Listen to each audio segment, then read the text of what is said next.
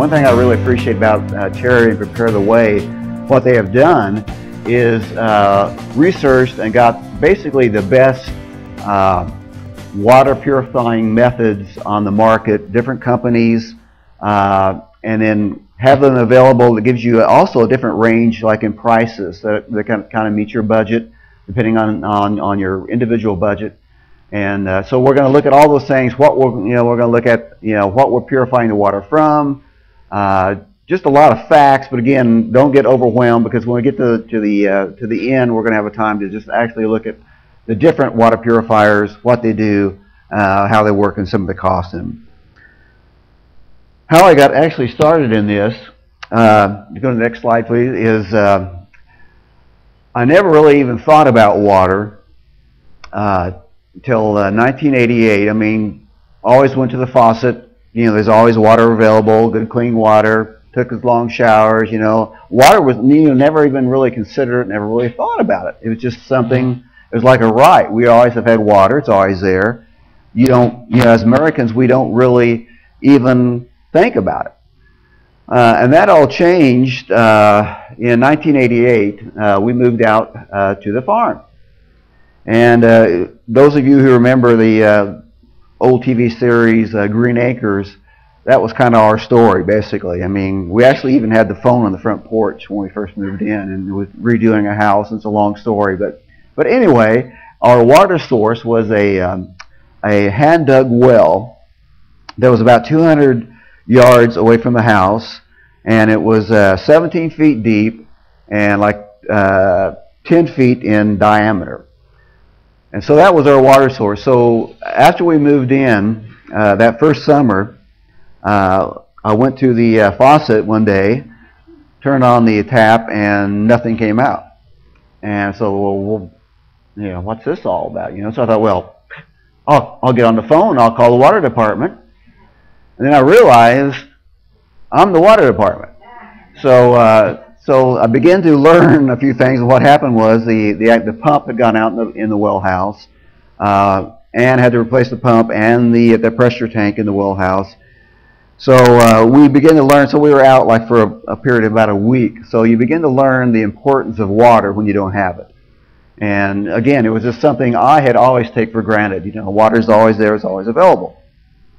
So that winter, after we got that fixed, the pipes froze in the crawl space in the middle of the winter. And again, we were without water for about another week period. So I began to get kind of the clue, began to kind of sink in on me that, water's kind of important. When you don't have it, it's really a hassle. And that winter was followed in 1989 by a drought in our area. And we got down to 1 foot of water in the well. So that meant, 2-minute showers, reusing, your shower water to flush the toilet, no laundry at home, all those little details of having to really conserve water. And as Americans, we're not used to conserving water. And there's also the extra bonus that when I'd go up and check, because I'd have to go up and check the warehouse, and that's kind of a picture of it. It was in a tree line and had a little like a 3-foot door by 2 foot. So you'd open the door to go in and measure down, see how much water you had.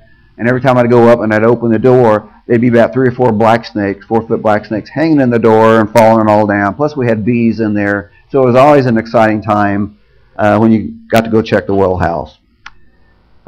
Several years later, finally, rural water came through. And it's actually very good water. It's expensive, but very good.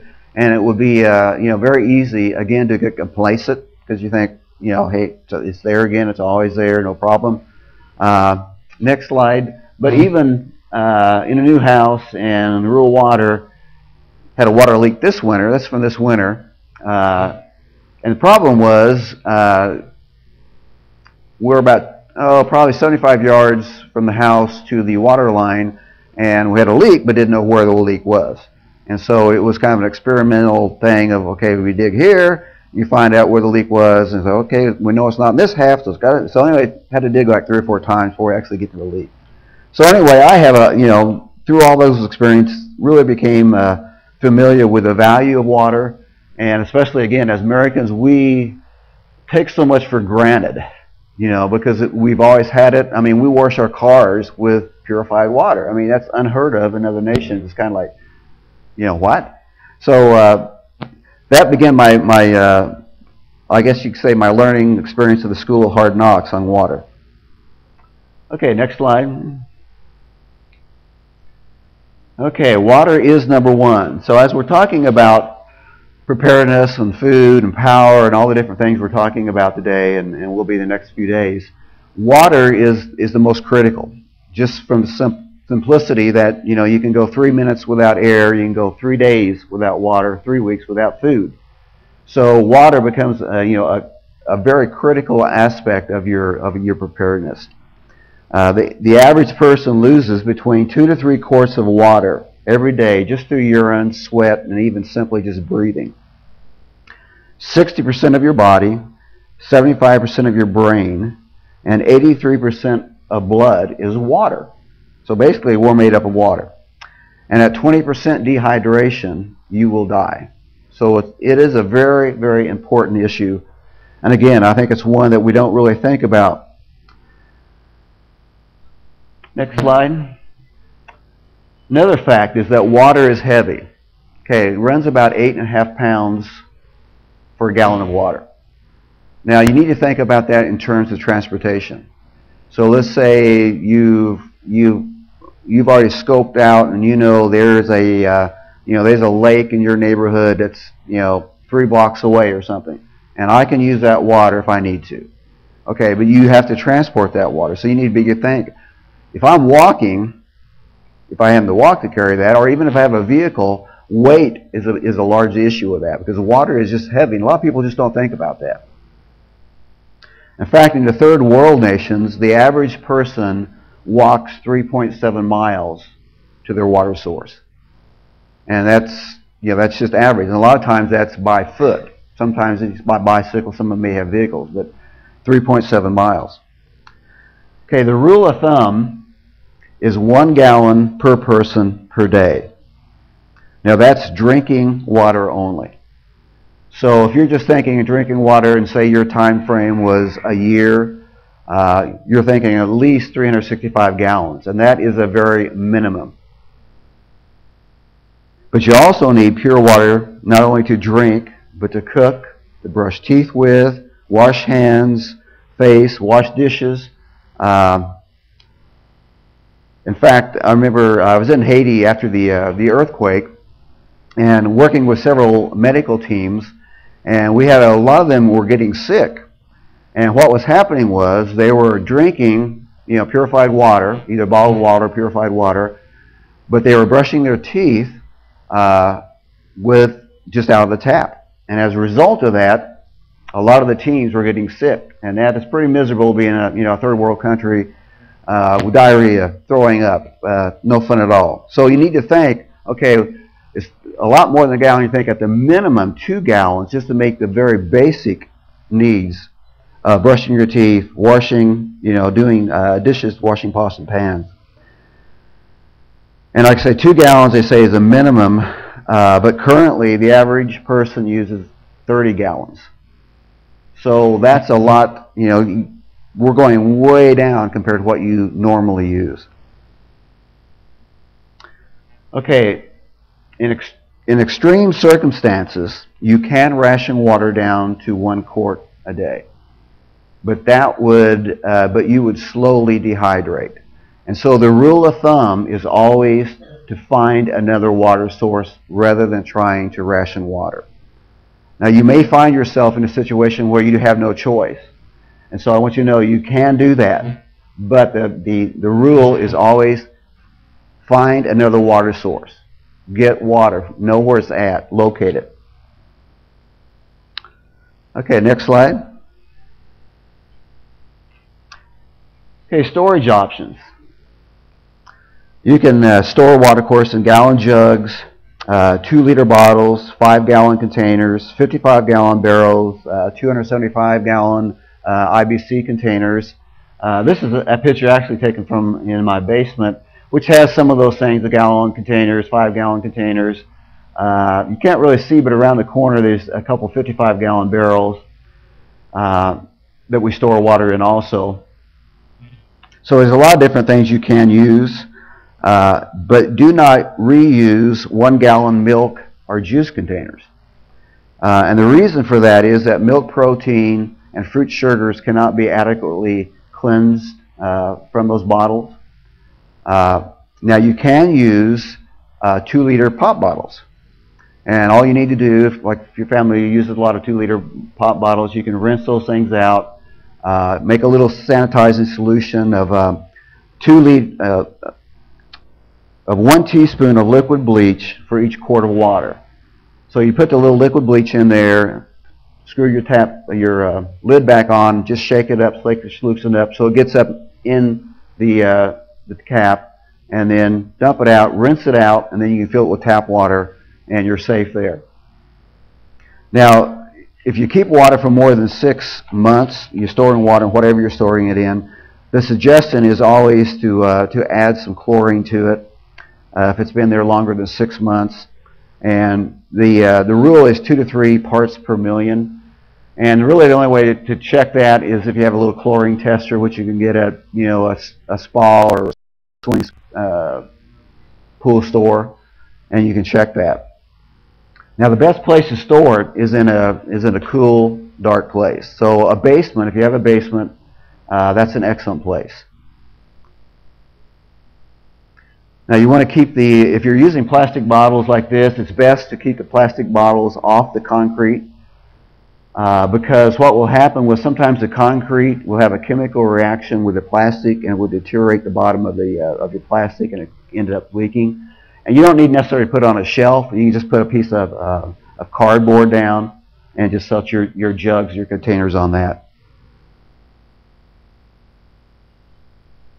Now, you shouldn't store it, of course, next to paint products, petroleum-based products, acids, or anything that releases an objectionable odor.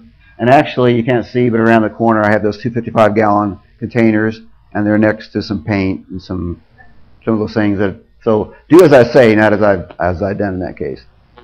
Okay, next slide. Yeah. What is the typical shelf life of the big bottles you buy at the Costco?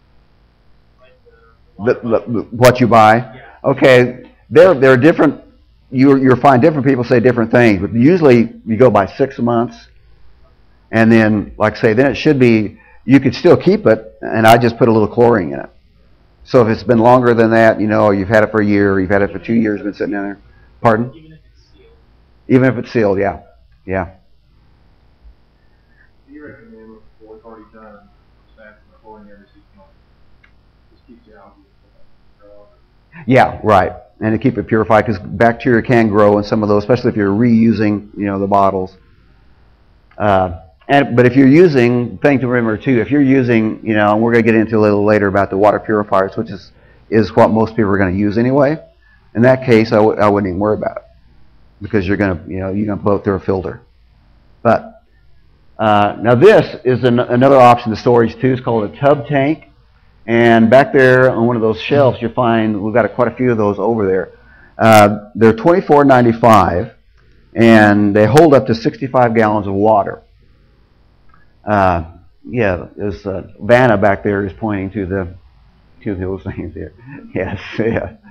And the way they work is you just hook them up to your bathtub, fills up, stays in the bathtub, and has a little pump with it. So in case of emergency, you could fill that up. You'd have like 65 gallons of water that could be stored there. And like I say, it does come with a pump. Now the only negative part of those are that you cannot reuse them. So they're kind of a one-time thing. So it'd be the type of situation where you're expecting something to happen. Let's say especially people say in a hurricane area. You know a hurricane's coming. So you have advance warning, you know it's coming. You've got time, so you can fill that up, and then you can reuse it. A lot of times too, before the water pressure is completely out, you suspect that, hey, well, I'm going to lose water, then you can go ahead and use something like this and fill it up. So it's a pretty inexpensive way to save quite a bit of water. Well, this is just actually a couple tanks I have coming off my barn. I told you about an IBC container. That's one on the left with the frame around it, and that holds like 275 gallons. And Prepare the Way has those available, and you can buy those. The other one is a 650-gallon tank, and I can actually fill both of those with about an inch of rain. I can fill both of those with water. And mainly I use that for outdoor watering, you know, for gardens, stuff like that. But it is something that I could also use in an emergency. I'd have another water source. I would run it through my water purifier before, you know, I drink it. But it is available, so that's something to think about. We'll talk a little bit more about rainwater harvesting later. Okay, next slide.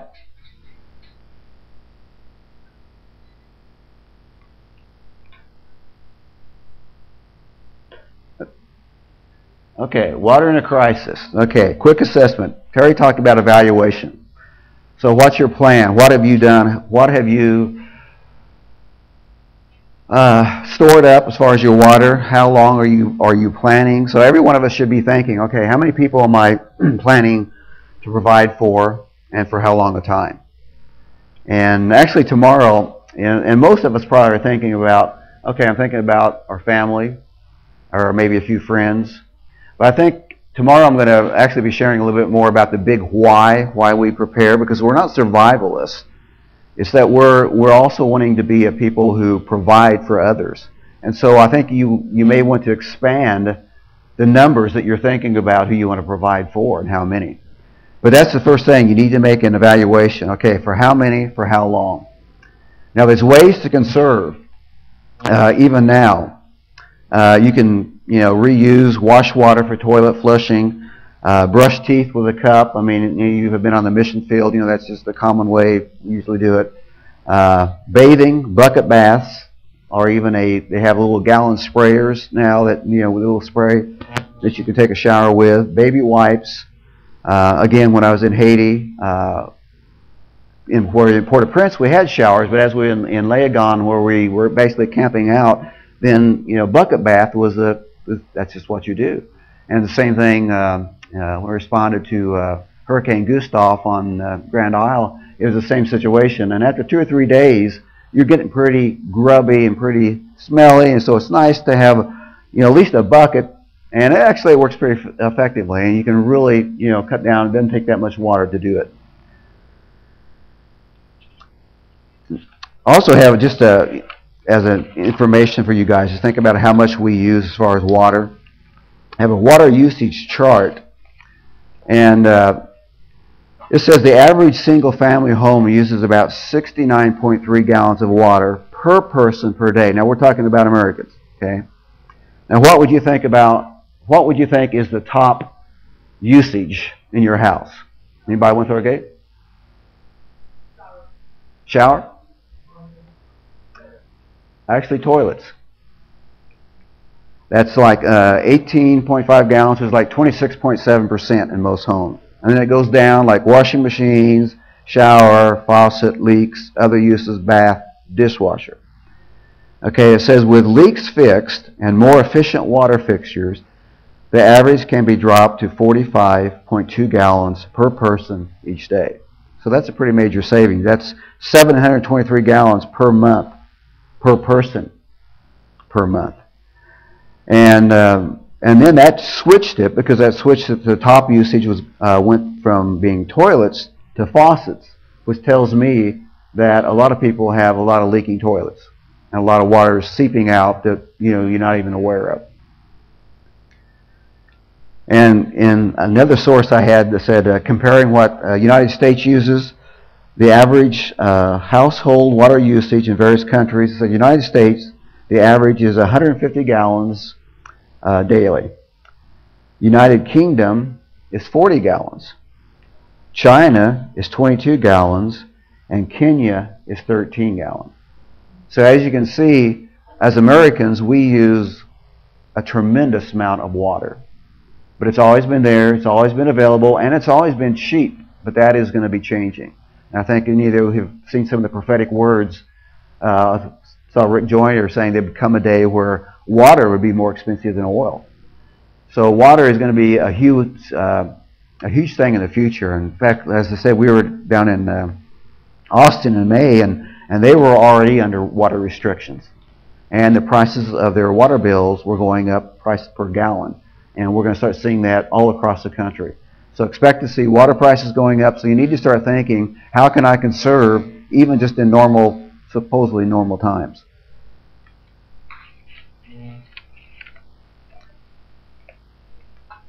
Okay.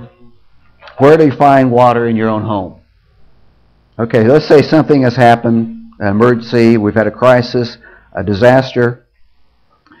If you have water pressure and it hasn't been compromised, okay, fill everything you can. Because a lot of times when something happens, you still will have water pressure for a while because of the water storage tanks and because many of their companies have backup generators. So if you still have it, begin to fill everything you can, pots, pans. If you have a tub tank, if you don't have a tub tank, fill the tub. But begin to store up whatever you can then, with the expectation that it may be cut off. Okay, if it has been cut off and you don't have any water, there's some other things you can do. You can use water from ice cube trays. Remember also, you know, in juices and canned foods, you have a lot of liquid there. And if the water pressure is off, or if you lost the pressure, what you can do is drain your cold water pipes. Now to do that, make sure your main water valve is turned off in the house, and then find the lowest cold water faucet in your home. Put your look into whatever you're going to catch it in, your container there, open it up, and then open the highest cold water faucet in your home and let the air come in there, and it will drain the cold water pipe, so you'll be able to collect some water there. Your hot water heater. First, be sure to turn off the power and gas to the water heater. Start the water flowing by turning off the water intake valve, and then turning on at the bottom of your tank, your hot water faucet, and that will give you access, depending on your water tank size, 40 to 60 gallons of water. Yeah, turn off the water intake coming into your tank, and then make sure, of course, that you have the power off, and if it's a gas one, that your gas is off there, and then just usually at the bottom of there's a spigot there, and you can just drain the water out there. Always remember though, when you get ready to reuse it, to fill it with water first before you turn on the utilities, electric or your gas. But that'll give you another source. Now we know that 99% of urban and suburban homes are powered by municipal water, which is all electrically pumped. Now in an ice storm or a minor event, that's usually not an issue because again, you have pressure in the water tanks, and also they have a lot of times backup generators. But if it's a major event, then plan on not having water. In fact, I've been in meetings with FEMA personnel and SEMA, the state management people in Jeff City, and they said if the New Madrid goes off, and it's a major one, plan on being without water for 2 to 3 months in the Midwest, not just Missouri. So as you begin to think about that, getting your mind around, okay, what does that look like? How would I do that for that length of time? So begin to think, longer term, because we're not just talking about ice storms, 2 or 3 days. We're talking about longer term things that we haven't, experienced at this time. Okay, next slide. Okay, all groundwater. So, like I say, you've stored some water. You've done what you have a limited amount that you're going to be able to store, basically. Okay, so you need to have identified another water source where you're going to get additional water. And again, let's say maybe you have a lake or you have a pond that's not too far from you, or a mile or two, and you're going to be able to have access to some water, surface water. Okay, all surface water needs to be purified. Okay? So whatever source, where you're getting it from, you're going to need to purify that water. Next slide, please. How to purify water. Well, let me first say that all the groundwater, there's 3 different categories that we're going to actually purify the water from. Okay, the first category is called protozoa. Now that's things like amoeba, giardia, cryptosporidium, and they run from 100 microns, or 1 to 100 microns, and they average 16 microns. Now the reason I'm giving you the microns is because as we look at commercial water filters, they're usually rated by microns. And so these are the larger things that you're going to be filtering out, the protozoa. The next is bacteria, the second category. Now bacteria are things like dysentery, typhoid, cholera, E. coli, and they range from 0.2 to 1.5 microns.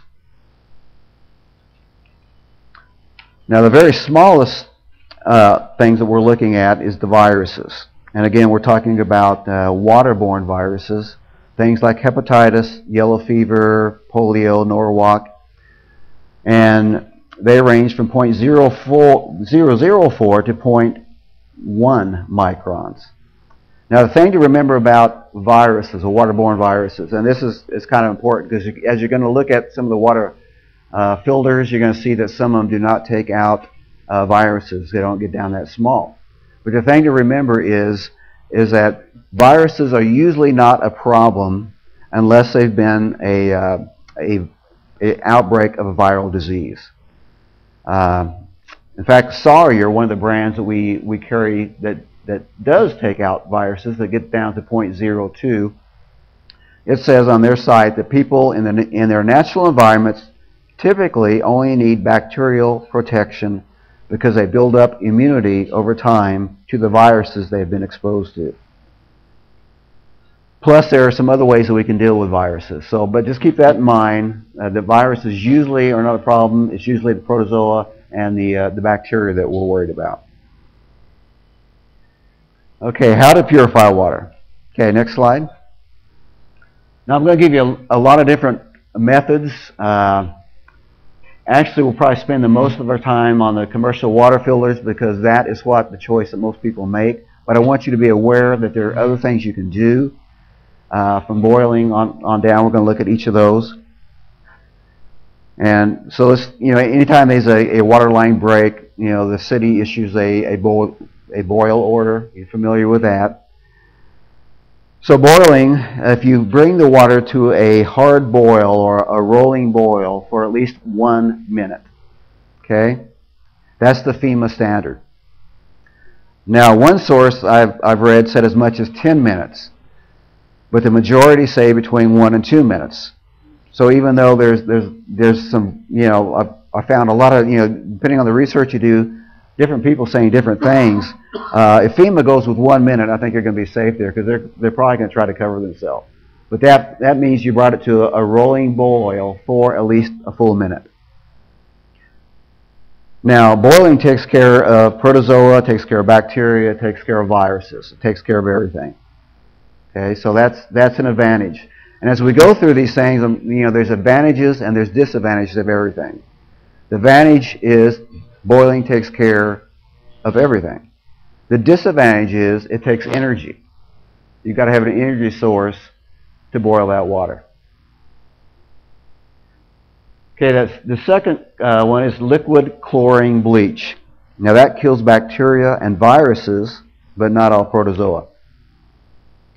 Now the liquid chlorine bleach should read sodium hydrochloride 5.25 or 6%. And you should only use products that contain no soap or scent and no phosphates. Now that's not hard. I mean, it's like a Clorox, Clorox brand. That would qualify. Now the disadvantage of liquid chlorine bleach is that it loses full strength after 6 months. And after a year, it's lost like 50% of its strength, which means you could still use it, but you would need to double the amount of bleach. And I think in your handout, you should have a chart. Have next. Well, no, leave it there. I'll get it here. which kind of gives you, okay, how much chlorine do you put in there? Like 1 quart is 2 drops, 1 gallon, 8 drops, 10 gallons. Goes right on through to 55 gallon, 100 gallon, 275 gallon IBC containers. So you'll have that information there you'll be able to take with you. Now there's a note at the bottom. It says, if water is cloudy, typically you will need to double the amount of chlorine shown. And again, you can get a test kit, chlorine test kit that will show you that, because they usually want between 2 to 5 parts per million. So chlorine is a way that if you did have a situation where you had a filter and your filter did not take out viruses, and there was a viral outbreak, waterborne viral outbreak, you could use chlorine to take care of that too. So there's several ways you can do that. Dry calcium hydrochloride. Okay. Now that kills, again, bacteria and viruses, but not all protozoa. Now if it is, here's one big advantage. If it is kept dry and cool in an airtight container, it may be stored up to 10 years without losing strength. Now you can buy like 2 25-pound boxes from a box store like Sam's or a swimming pool store or Costco, and you can purify about 4 million gallons. Now there is a caution with it, because you must store it securely. You don't want a child or a pet to be fatally poisoned by it. Do not let it become warm and moist, as it can explode if dropped. And do not breathe it or get it on your skin. So you have to really handle it with care. And because it's much more concentrated than the 6%. We're talking about like 70% chlorine. So that's why you have to be a lot more careful handling it. But a lot of people have that at their home. If they have a swimming pool, they're using it anyway. So they have it at home already. And again, you can get that, and I would again get if that's your method, you definitely want to have a test kit so you can test the chlorine level in it. Okay, the next one is liquid 2% denture of iodine. And it kills bacteria and viruses, but not all protozoa. And the way that works, you usually use 4 drops of iodine per quart of water. And if the water is cloudy, you double the amount of iodine. In order for iodine to work effectively, the water should be 70 degrees or higher. And iodine will have an expiration date on it. Once that date is passed, it will have much of its original strength. So for those 2 reasons, denture, 2% denture of iodine is not really used very much anymore. But I want you to be aware that it is out there, but it's not really a choice that most people make anymore. But it is there. Purification tablets. Okay, there's a lot of different ones on the market. Prepare the Way carries the Kaodine and the Aquameyer brand. And they are actually 2 of the only ones that are EPA approved. So you want to probably look at that. And the way they work, you want to make sure, if you're buying another brand, you want to make sure they kill Giardia, because not all of them do. Those 2 brands do kill Giardia. So again, they're the only 2 EPA ones that have been cleared by the EPA. And usually the way they work is take 1 tablet to each 1 quart of water. So you just take your tablet, you're putting in your container quart water. And it's very effective against viruses, bacteria, all 3 categories. It will take care of it. And to give you the idea on price, like a bottle of 20 of the Kaodine is like $8.95, and a bottle of 30 is $12.95, and the shelf life is 3 years. So that's an option. I would not be using that as my main option for home, but that's a good option like for traveling, because it's small, it's portable, something you can take with you. Distillation, I don't even have that on there, but that's, I don't suggest it because it's very energy intensive, and you lose about 5 to 10% of the water through evaporation. Also, the units are, they only produce like 5 to 12 gallons a day, and the cost is about $1,500 to $2,000. For most people, it's not really an option, and it's very energy takes a lot of energy for it to work. So distillation is not really a good option for most people.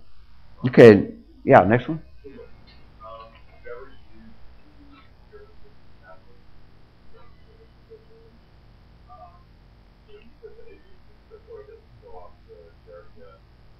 You could, yeah. Oh no, as far as harm, no. It's just that if you're using the tablets themselves, you don't really need to put chlorine in it. But so you're saying, yeah, if you've already chlorinized, yeah, then yeah, it wouldn't be a problem. Can you use your hot water tank in your house to your hot water? You don't have anything else to take away. Is that you can do that for like in the reason of time, like have a food for a period of time like that. Because I know like restaurants they have that Right. Probably as long as you have the temperature high enough where you could get it that way. But then you're going to be using a lot of energy. Yeah, but you're already using energy anyway. Right. And assuming you have gas or you have the power to do that. With what? No, so much. What you get a lot of times in the bottom of of your water tank, you have a lot of sediment, you have a lot of minerals. Like you come out and usually suggest for most people to every 6 months or every year go down and just turn off, put a bucket under there and just drain out like maybe a gallon or two, and it takes some of that sediment out of there. But most of it's just mineral, so it's not it's not going to be harmful to you. It's not going to it may not taste well. Okay, can we go to the next one? Commercial water purifiers. That's the big category and that's the one we're going to spend a lot of our time looking at. In your packet, you should be having a chart there. Before I get to that, okay, filters. The difference between really a filter and a purifier, and I've seen these things crossed many times. A filter only filters down to a certain micron level. It doesn't take out viruses. A purifier goes all the way and takes out viruses also. But as I read some of the, many of the companies who produce and make commercial water purifiers, they will say purifier when technically they're not really a purifier, they're a filter. So be aware of that. And there's two different micron ratings. Have the next slide. So that's the chlorine bleach. You've got that in your pocket. So okay, the next one. Okay, micron ratings. There's two different ones, and this is kind of important to remember. One's called a nominal, and the other's called absolute. Okay, an absolute is the one you want, but what an absolute micron rating is, it's the one that states the maximum pore size within an element or within a filter. Is the maximum size. So if it says this is a 0.1 filter, and it's absolute, that means there's nothing larger than 0.1 micron filter or in that filter. While on a nominal one, it states the average size. So you could have a company says, okay, this filter averages 0.1 microns, but it also has some of the, say, 0.2 microns in it. So the bulk of the water would flow through the bigger pores. So you want to make sure that's an absolute rating. Most filters that I've ever seen in they're talking about like 99.9. That is because the U.S. standard, which is a different, because they're not using microns rating on that particular thing. What they're comparing it to is the U.S. standard, because there's certain standards that the United States has, and also international is even more. United States is 99.99% removal of bacteria and protozoa. International is 99.99. Okay, like a Berkey model over there takes out 99 point decimal and then 6 nines after that. So it means it gets very, way down, way beyond even what the standards are. So how does that compare With the microns, one? well, that would actually just means that, okay, but that would not yet be small enough to take out a virus. Okay, so it meets all the standards taking out bacteria and the protozoa, but not the viruses. So that's where the micron rating would come in, because like the Sawyer brand is 0.02, and so that's getting smaller to take out a virus. So when they're saying 99.9, that's taking care of the bacteria and the protozoa. So just be aware of that, and in all these brands that Terry has, the Sawyer, the Berkey, the Kaodine, those are all brands that have been around for years and always been proven. So these are all some of the top brands you're going to find. How effective are those type of filters? Which type filters? When you get rid of one, that's itself. Okay, they don't go down very fine to a micron rating. They're good for filtering out some of the sediments and things like that, but they're not going to get down to like taking, that's not considered a water filter to that degree. Yeah. Okay, there's a couple different types. Reverse osmosis is one that's been used for years and years. It's used a lot aboard ships because you can take seawater, salt water, and it's, by the way, the only ones that you could do that with. You couldn't take any of these other purifiers and take salt water and use them. But reverse osmosis can be used to desalinate the water. And Navy has used it for years. The only negative things about it takes about 4 gallons of water to produce 1 gallon of purified water. So in our case, when we were running short, the first water purifier I had was actually reverse osmosis, and that was the only negative thing about it. It was that when you're short on water, I was producing 1 gallon of water, but I was wasting 4 gallons unless you cut it some way. So, but again, it's used and it works very well, especially like for salt water. Ultraviolet light is another way. I don't know if some of you have seen what's called a sterile pen, but it's a little, looks like almost like a little flashlight. And several people in Haiti had these, but the way they work is they use an ultraviolet light, and so it looks like a little flashlight, and you would open your container, say like this, and you'd stick it down in there, and you would just swish it around the water, and for like 90 seconds, and it would purify the water just by the light, by ultraviolet light. The only negative thing about ultraviolet light is the water needs to be clear, because if it's not clear, the light can't penetrate through the water.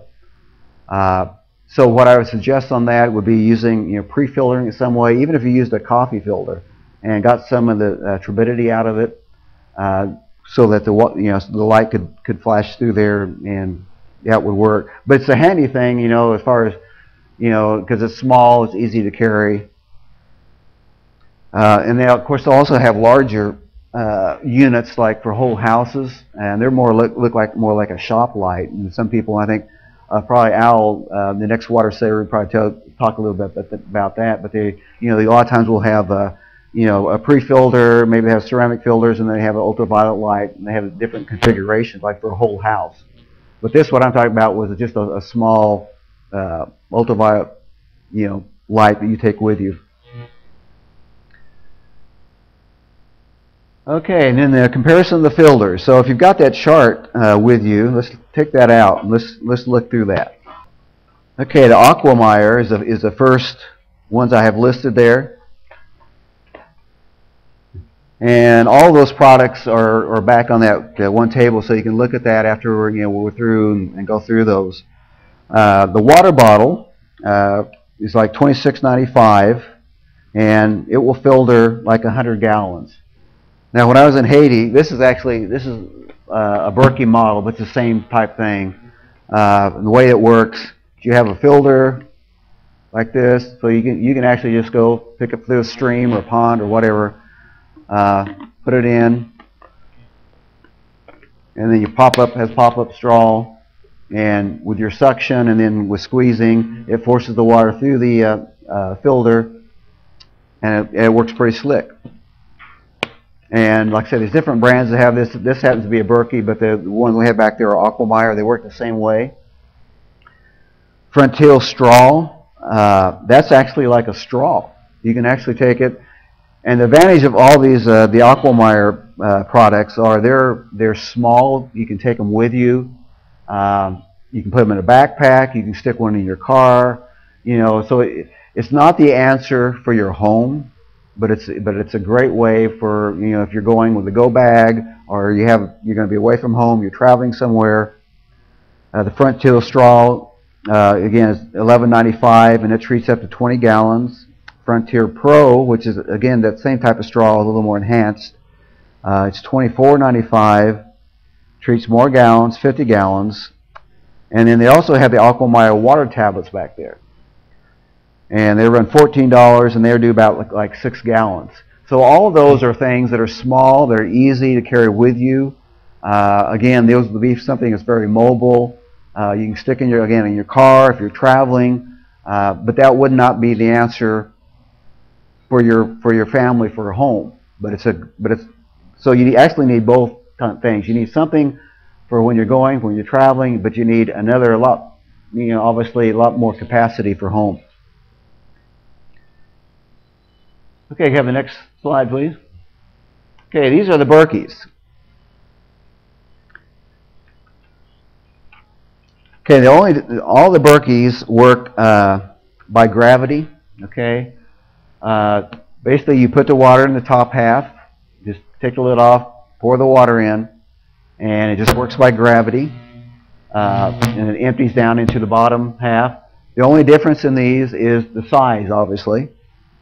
And so we're going to look, as you look at your chart, that smallest one on there is the Travel Berkey. Okay, and that's $220. Now, it treats 3,000 gallons per filter.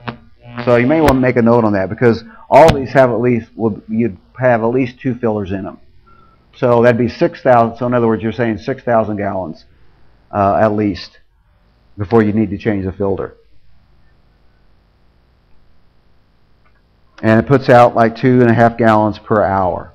And there's no work, there's no pumping, nothing else. You just pour the water into the top, and gravity feeds down, and you have access to the water. Then as you go up to the next size, there's the Royal Berkey. It's larger capacity. That smaller one has the travel one. The first one has just 1.5 gallon capacity. The next one, which is the big Berkey we're looking at, has 3.5 gallon capacity.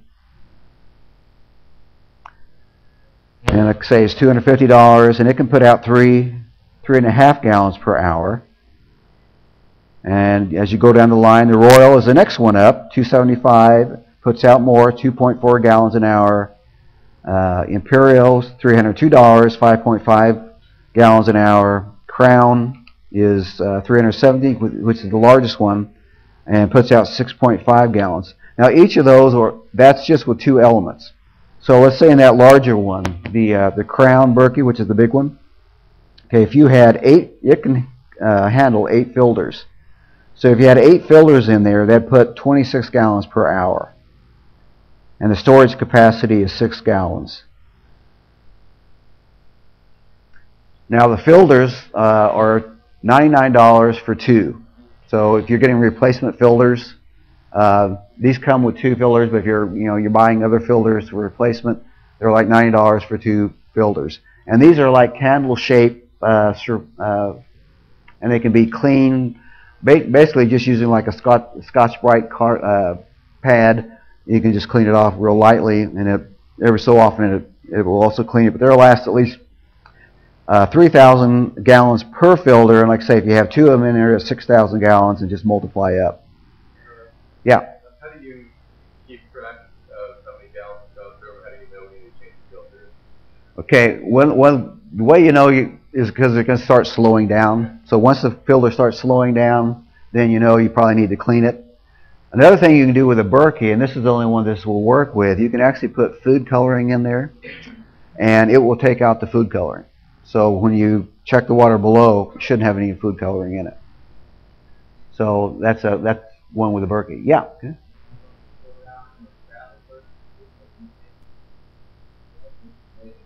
That's the big one. Yeah. Like these. Yeah, and again, it's going to be the same type thing. It's going to get where it's going to get real slow, where you're not, even though it's not gravity, you're sucking it up, where water's not coming through very, very well at all. And again, those, like, you know, or I forgot what this one was rated at. It seemed like it was like 75 gallons or something like that. So it's not, again, it's not something for long term, but it's something that, and what you can do to help actually extend the filter life, like in that situation, or actually with any of these filters, is if you're getting water that has a lot of turbidity in it, you can pre-filter it by, like, say, putting a coffee filter or getting, you know, a piece of cloth putting over the top of it. So when you pour it in, it captures some of that stuff. That way your filter is going to last a lot longer. The cleaner the water, you know, the longer the filter is going to last. Yeah.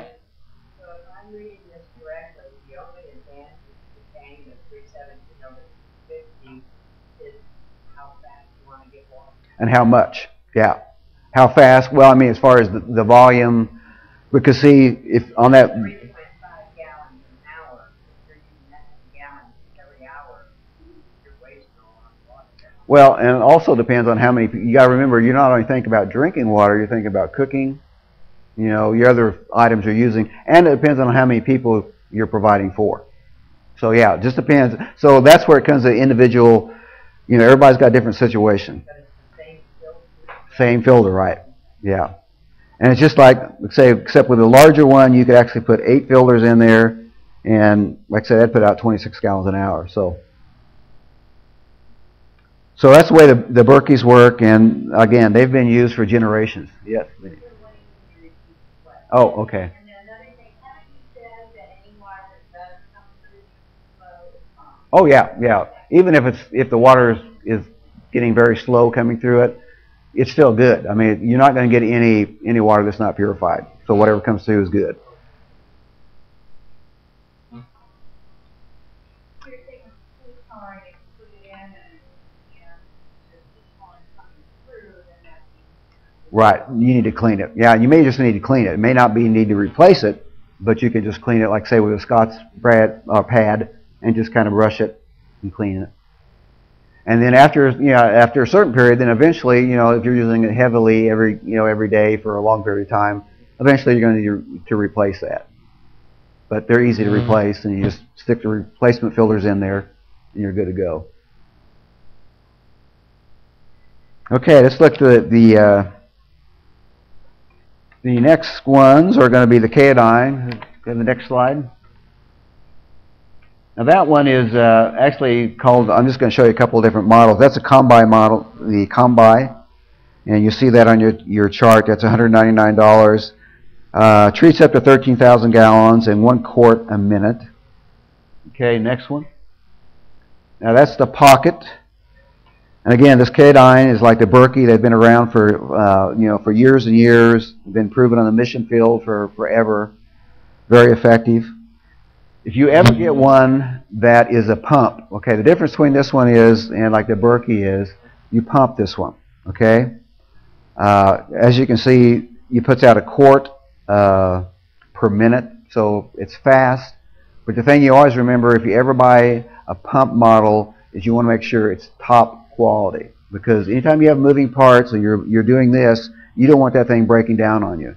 Now the Kaodyne, that's one reason it's fairly expensive, $349, is because it's got a 20-year guarantee. So this particular model is something you could almost kind of use both. It could be because it's small, so you could take it with you, but it also produces quite a bit of water.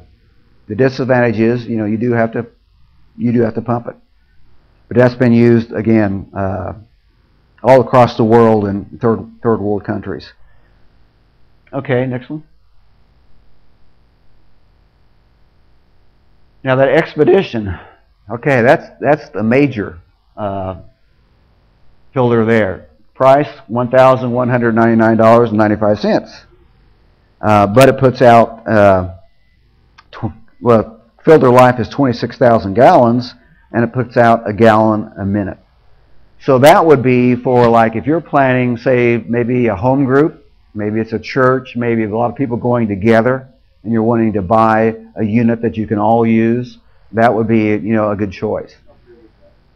It's not that big. It's only like so, but it is also a pump type model. But it will put them, it will put the water out. But again, it'd be something that where you're going in with a group of people, probably. It's not going to be just for your family type thing. And again, all those brands have, they've been proven actually for generations. Okay, next one. So I can try to get through all these before time runs out. Keep it simple, KIS. Okay. Now, this is a great new brand, I guess you could say. It was actually developed for some Baptist missionaries. And we have several of those over here. Now, you notice the price. First thing you're going to notice is the price. Okay, the filter kit with bucket, $58.50. That's the model, the white model, the white buckets over there with the spout. That's that model that's over there. It uses, I don't know if you can see the filter on it, but it puts out a gallon an hour. And the way that comes, it comes in the kit, and it gives you the 2 buckets, it gives you the spigot, and it gives you the filter.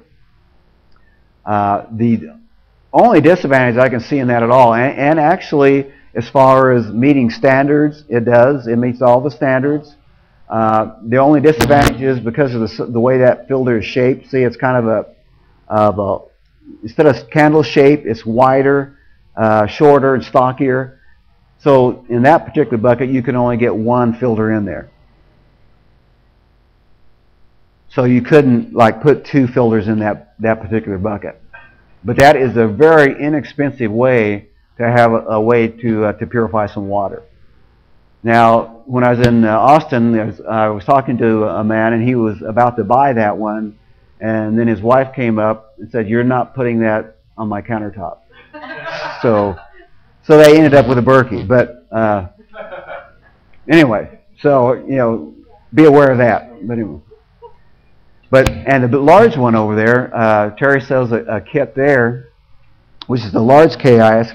They kind of developed this themselves. I think it's pretty cool. It's $199, and that puts out 204 gallons a day. So that's a pretty major. And that has 4 spigots and 5 filters in that. So.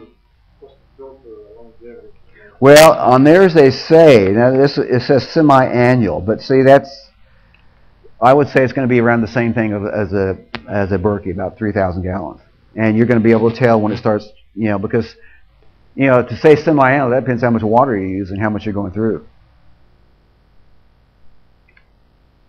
But that is a very, if money is an issue, that is a very good option for people right there. Because you need to, again, water is probably one of the primary things you need to take care of. And that would be a way you could do it for your home. Okay, the next slide, Sawyer. See if I can get through it. Okay, the Sawyer. Now the Sawyers are on the back table there. We have several different models. As you can see on your chart. Now, you notice the biggest difference there on your chart when it says filter life? It says 1,000,000 gallons. Okay, all the others have, at some point you're going to have to replace the filters. The Sawyer, what you do is you back flush it. It uses what's called hollow fiber technology. It's the same technology that's used like in kidney dialysis. And so it will, so instead of having to replace it, with the bucket model, you actually have a syringe, and you just put clean water in that, and you back flush the filter. So it's pretty cool the way it works. And again, Sawyer is the only one that has the one that gets down to 0.02 microns, which will take out the viruses. Now they also sell the 0.1. So So be careful when you're looking out there which one you want. And so if you want to take care of everything in the viruses, then it's the 0.02 one. But there's also 0.1 micron one over there also. Now again, with everything, there's positive points and negative. The negative thing on the Sawyers is that it does not take out herbicides, pesticides, or heavy metals. So like I have some friends who live up in farm country in Iowa, and they use their Berkey all the time for everything, for their drinking water, their cooking, everything, because not because of bacteria or protozoa or viruses, but because they live in farm country and there's a lot of herbicides and a lot of pesticides that's in the water, and so that's the reason they're using. So in that case, the Sawyer wouldn't work for them. So see, it's kind of an individual thing there, so you need to take that in consideration. Yeah. Yeah. The Berkeys and the Kadine both do. Yeah. Yeah. Yeah.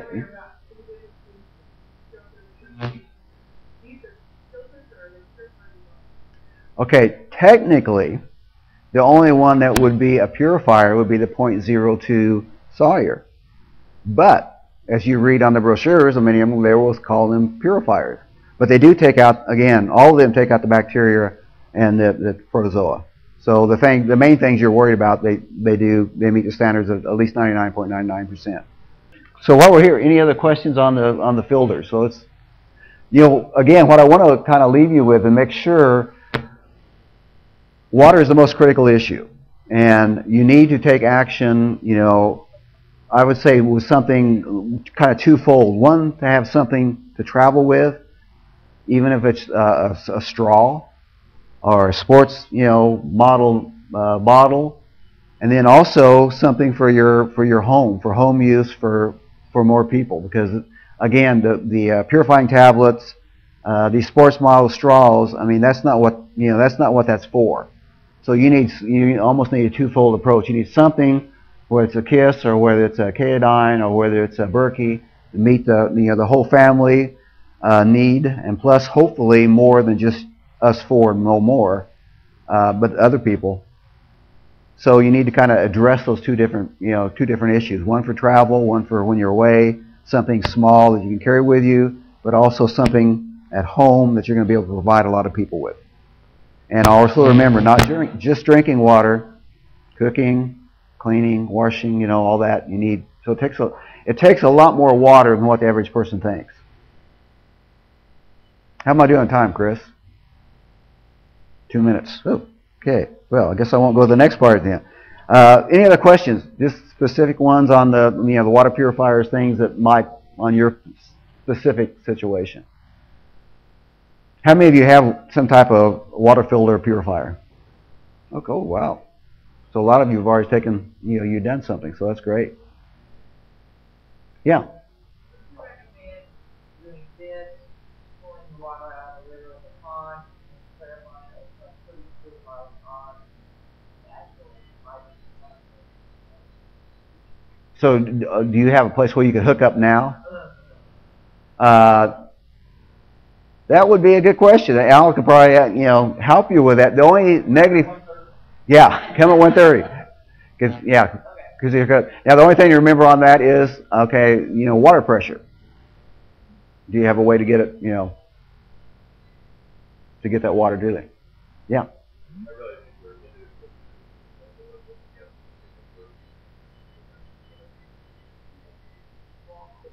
As far as preference between the Berkey and the